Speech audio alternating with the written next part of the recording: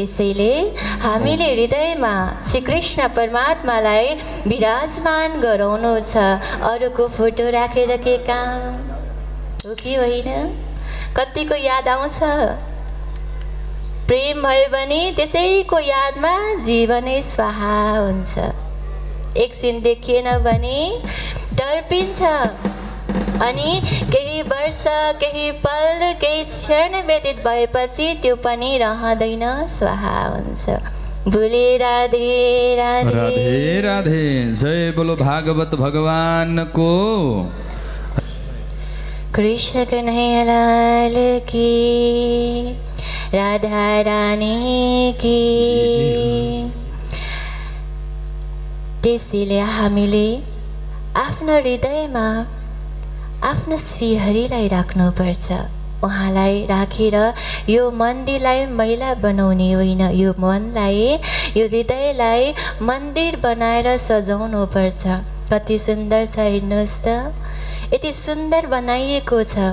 यो मन्दिरमा किन सुन्दर बनाइएको छ? ताकि भक्तजनहरू आओस्, सबै परमात्माको त्यो दिव्य स्वरूपको दर्शन गरोस्।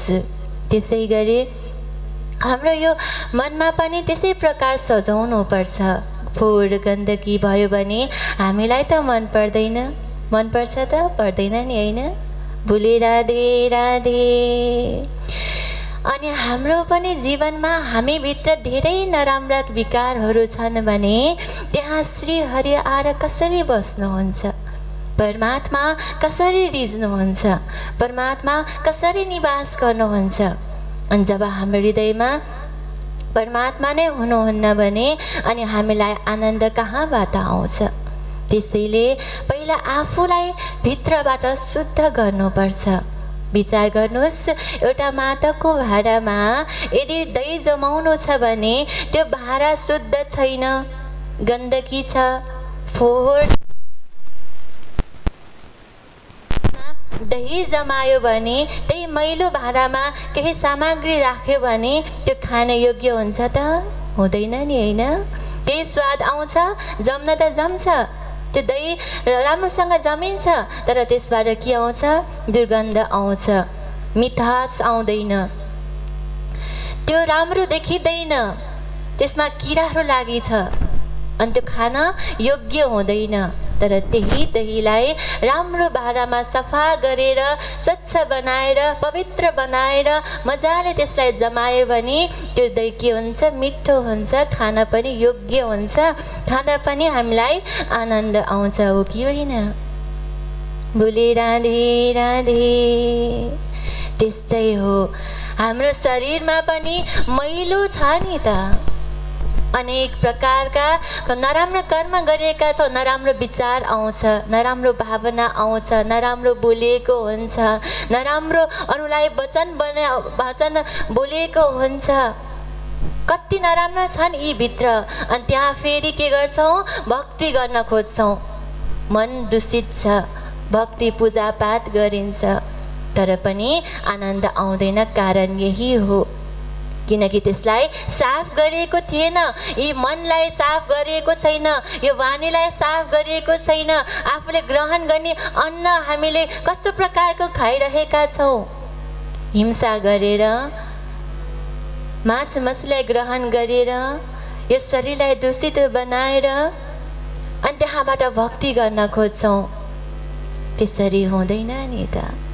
अज्ञानतामा गरियो ठिक छ, केही छैन, तर अब सत्सङ्गमा आएर सिक्नु छ कि मैले कसरी भक्ति गर्ने। भक्ति गर्नको लागि पहिला हाम्रो आहार शुद्ध हुनुपर्छ। अनि त्यो आहार शुद्ध भएपछि बल्ल बल्ल हामीले भक्ति गरेको त्यो सार्थक हुन्छ। किनकि गन्दगीमा त्यो जति भक्ति गरे पनि त्यसमा आनन्द आउँदैन। त्यस्तै हो, भक्ति गर्नको लागि पहिला हामीले आफ्नो तनलाई शुद्ध गराउनु पर्छ। यो नराम्रो विकारलाई छुट्याउँदै लानुपर्छ। त्यसको लागि हामीले यतिकै त छुट्नेवाला पनि छैन। यो यसलाई शुद्ध बनाउन र पवित्र बनाउनको लागि हामीले परमात्माको हर जप हर नामको कीर्तन गर्नुपर्छ। हर पल कीर्तन गर्नु, नाम जाप गर्नु, पाठ गर्नु, गुरुको सानिध्यमा जानु, उहाँबाट शिक्षा ग्रहण गर्नु, अनि त्यहाँबाट पाएको ज्ञानलाई चिन्तन गर्नु, अनि बल्ल बल्ल बल्ल त्यो भक्ति पूर्ण भएर अनि हामीलाई आनन्द मिल्छ, अनि बल्ल हामीलाई सुख मिल्छ। अन्यथा हामीलाई कुनै पनि आनन्द मिल्नेवाला छैन, सुख मिल्नेवाला छैन। चाहे दुनियाँमा अझ हजुर कति खोज्न चाहनुहुन्छ खोज्नुहोस्, कहीँ केही गरेर आनन्द मिल्ला भनेर खोज्न चाहनुहुन्छ खोज्नुहोस्, जहाँ जान चाहनुहुन्छ जानुहोस्, जे गर्न चाहनुहुन्छ गर्नुहोस्, तबसम्म गर्नुहोस् जबसम्म अब त मलाई भयो यो संसारबाट, अब मलाई विरक्त लाग्यो भन्ने समय एक दिन अवश्य आउँछ। जबसम्म आउँदैन तबसम्म भौतारी रहन्छ अब यो शरीर। अनि जब थाकिन्छ नि अब म सक्दिनँ, अब म गर्दिनँ, अब म तृप्त भएँ, नअगाएसम्म त त्यो खाइरहन्छ नि, अगाएपछि अब त्यसलाई चाहे 84 व्यञ्जनै किन नहोस् लिँदैन।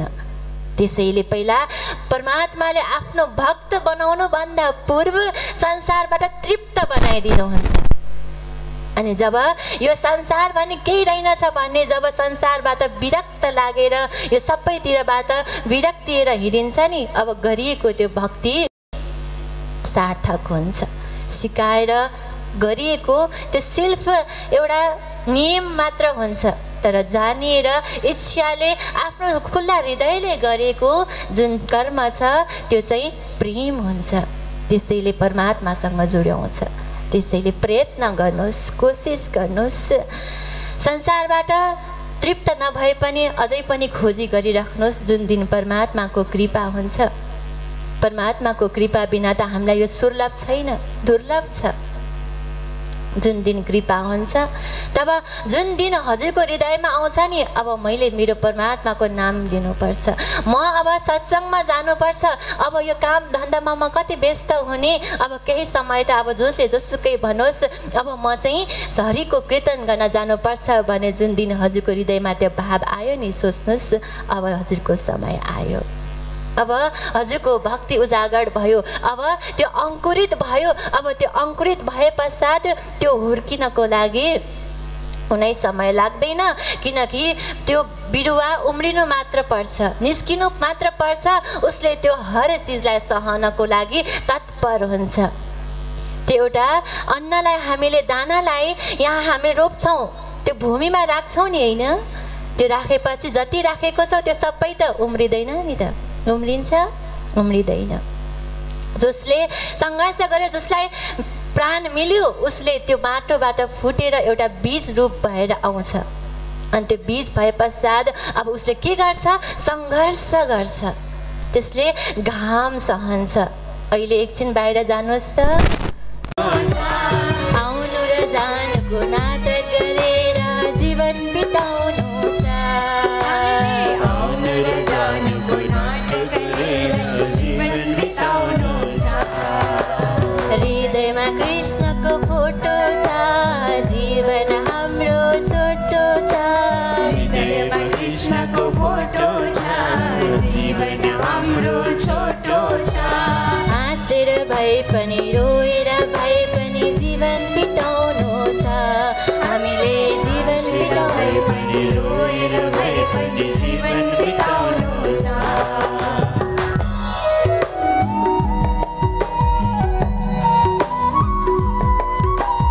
जय हो सबैजनाले मिठो भावको साथमा हात माथि राखेर।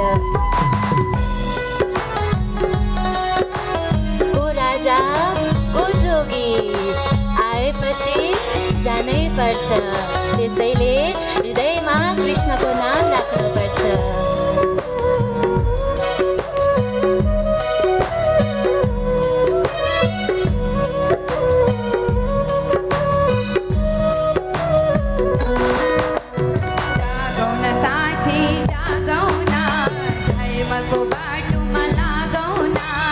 जागौँ न साथी जागौँ न, धर्मको बाटो लागौँ न, एक दिन यो दृढ जोडेर सबैले जान जानु नै पर्नेछ एक दिन यो देह छोडी सबैले जानु नै पर्नेछ हृदयमा कृष्णको फोटो छ जीवन हाम्रो छोटो छ हृदयमा कृष्णको फोटो छ जीवन हाम्रो छोटो छ हाँसेर भए पनि रोएर भए पनि जीवन बिताउनु छ हामीले हाँसेर भए पनि रोएर भए पनि जीवन बिताउनु छ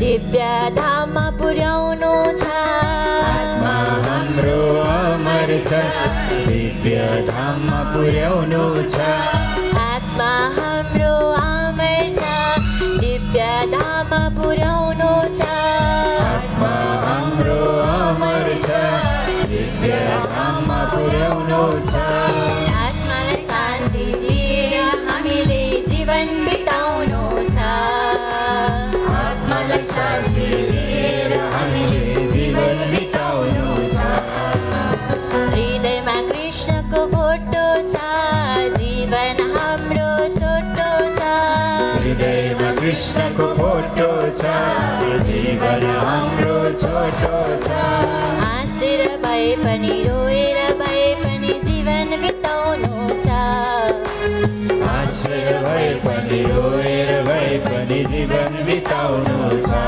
हामीले जीवन बिताउनु छ जीवन बिताउनु छ